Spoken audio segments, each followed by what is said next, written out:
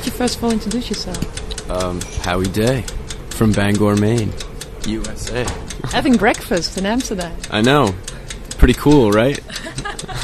And totally jet lagged. Yeah. I talked to my dad last night, and I was just sort of bragging that I was in Amsterdam. And what did he say? I don't know. I think he enjoys the fact that his son is out traveling, seeing the world. So was that your goal to begin with when you started making music? Well, yeah, of course. You know, you want to get out and play to as many people as you can and see as many different places as you can. You know, when you're young, I think you want that adventure. So I'm doing it, living it. Yeah, that's pretty amazing for someone your age, right? I suppose. It's not as impressive now. I'm 23 now, so I kind of feel like I have a lot more peers now than I did when I was like 18. You know, I was like really.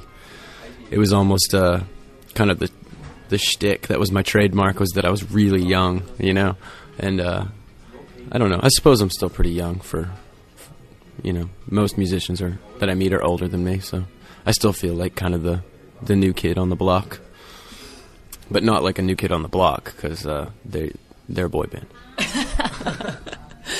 But I must say, it is pretty special, you know. I mean, for someone to just sort of decide, like, that's what I want to do in life, as young as you were. How did that come about? I mean, was that something you decided when you were like 10, or what happened there? It was about, I don't know, teenager. You know, I was like 15 or 16. I really started to get really interested in music, and went to a couple of, you know, shows, and, you know, oh, that's what I'm going to do when I grow up. And I think I started I told my parents that, and they were like, oh, yeah, great. Yeah, good idea. Go for it.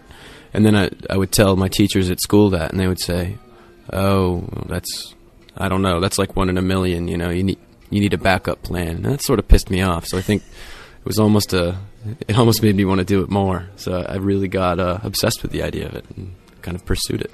So did you ever have a backup plan? No, I don't believe, I mean, I guess a backup plan's not a horrible idea, but it's kind of like giving up in advance, I think, you know? So, especially with something that takes as much dedication as this, and I think any job does, really, you know? You kind of have to give it your all, and then if it doesn't work out, then you can find something else to do, but having something on the back burner doesn't really make any sense, to me, anyway, so. Hey, I must say, this is your second full-length album coming out, and I was playing it in my house last night, and my friend was there, and I mean, she was really amazed also at how, well, I know that sounds awful, but sort of mature it sounds. How do you feel about that? Well, I don't know. I guess good. I guess it's good to be mature. It's better than being immature, I suppose. I don't know. Being immature is fun, too, though. You know, like, just kind of getting down and playing in a sandbox drunk. But, I don't know. I take that as a compliment, I suppose. You know. So how would you characterize your own development from your first album to this one? Well, I think my first album, you know, I was 18 when it came out, and I think I was very 18 at the time. Just about every song on the record was sort of a bitter relationship song, you know? And then I sort of went on the road and left home, and between 18 and 23, I think I grew up a little faster than my friends. I kind of, you know, was going at a quicker pace. So I don't know, maybe that's why this one kind of sounds a little bit beyond my years or something, because, you know, the last 4 or 5 years of my life has been really intense and sort of been growing up at a rapid rate.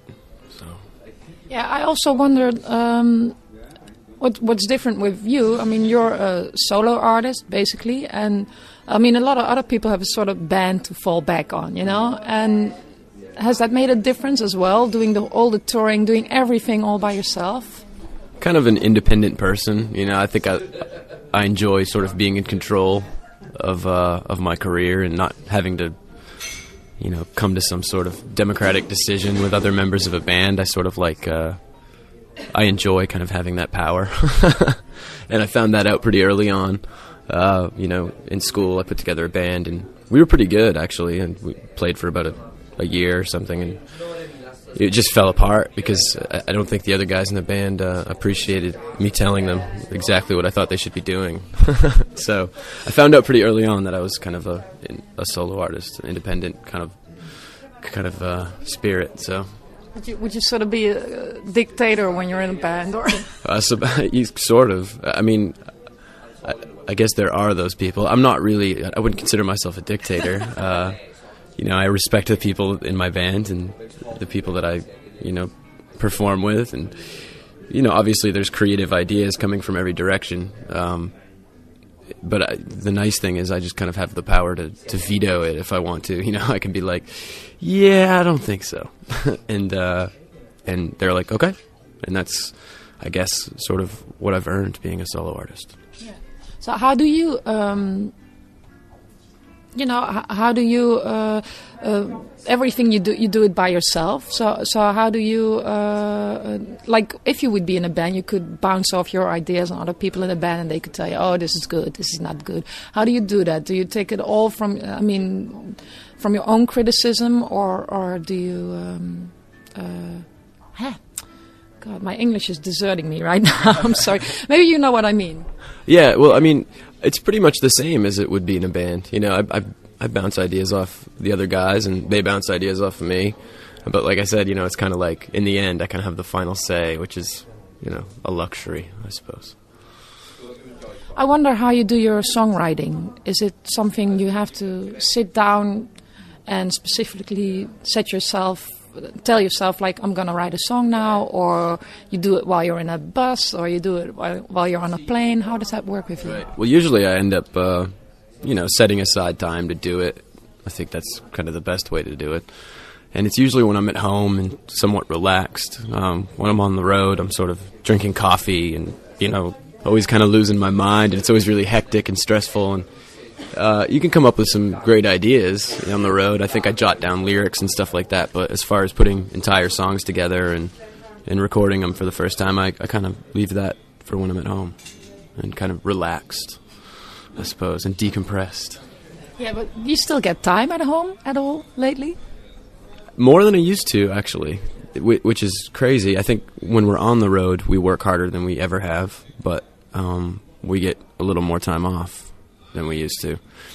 Because starting out, the philosophy was just play everything we can. So I think for about 2 years, when I first started, being 18 and 19, it was like me and one other guy, and we were on the road. I mean, we did 300 shows a year, which I think changes you mentally. Yeah, in what way? Crazy. Really? It makes you crazy? Oh, yeah. You don't come out of it the same person, It's like just that much travel.